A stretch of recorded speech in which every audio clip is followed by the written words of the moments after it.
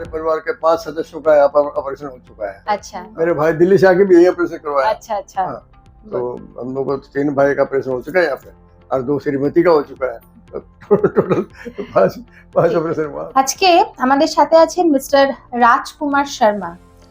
তো ওনার গত 6 জুন এবং গত 13ই জুন ওনার দুটো চোখেরই সার্জারি হয়েছে আমাদের হসপিটালে, ক্যাটারাক্ট সার্জারি হয়েছে। তবে ওনার যেটা আমাদের প্রি অপারেটিভ টেস্ট ছিল তাতে আমাদের যেটা দেখা গেছে যে ওনার চোখে প্রায় 2.5 ডায়োপ্টারের মতো সিলিন্ড্রিক্যাল পাওয়ার ছিল।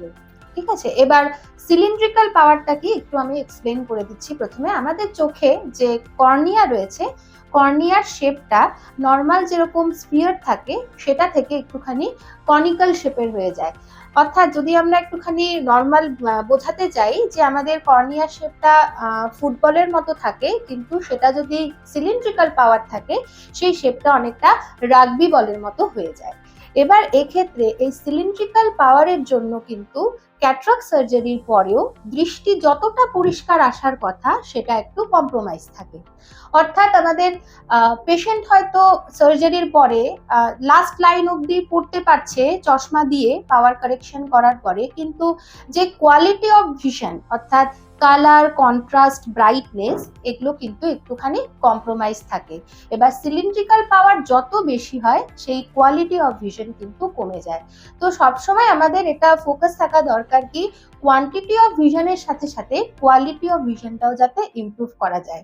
তো যেহেতু মিস্টার রাজকুমার শর্মার আমরা যখন প্রি অপারেটিভ টেস্ট করি, বায়োমেট্রি টেস্টের মাধ্যমে আমরা দেখতে পাই যে ওনার প্রায় দু চোখে সিগনিফিকেন্ট সিলিন্ড্রিক্যাল পাওয়ার, যেটাকে আমরা অ্যাস্টিগমেটিজম বলি, প্রায় 2.5 ডায়োপ্টারের মতো রয়েছে এবং সেটা কারেকশন করা খুব দরকার। তো ওনার এজ হচ্ছে গিয়ে মোটামুটি 77 ইয়ার্স। তো আমরা ওনাকে মোনোফোকাল টরিক লেন্স ইমপ্ল্যান্টের জন্য অ্যাডভাইস করি। মানে সিলিন্ড্রিক্যাল পাওয়ার কারেকশনের জন্য যে স্পেশাল ধরনের লেন্স ইউজ করা হয় যেটাকে টরিক লেন্স বলা হয়। টরিক লেন্স ব্যবহারের সাথে সাথে কিন্তু ওনার সিলিন্ড্রিক্যাল পাওয়ারটাও কারেকশন হয়ে যাচ্ছে। ক্যাটারাক্ট সার্জারির পরে যেই লেন্স বসছে তা দিয়ে আমরা দুটোই কারেকশন করতে পারছি, মানে ক্যাটারাক্টের জন্য যে ভিশনটা কম্প্রোমাইজ রয়েছে সেটাও কারেকশন করা যাচ্ছে, আর তার সাথে সাথে সিলিন্ড্রিক্যাল পাওয়ারটা রেকটিফাই হওয়ার জন্য ওনার যে কোয়ালিটি অফ ভিশন সেটাও ইমপ্রুভ হচ্ছে। তো আজকে ওনার একটা ফাইনাল পাওয়ার চেক আপ ছিল এবং তাতে করে দেখা গেছে যে ওনার দু চোখে আজকে ডিস্টেন্সের ভিশন প্রায় 6/6। উনি খালি চোখে একদম ডিস্টেন্সটা পুরো ক্লিয়ার দেখছেন এবং ওনার যে কালার, কন্ট্রাস্ট, ব্রাইটনেস সেগুলো অনেকটা ইমপ্রুভ হয়েছে।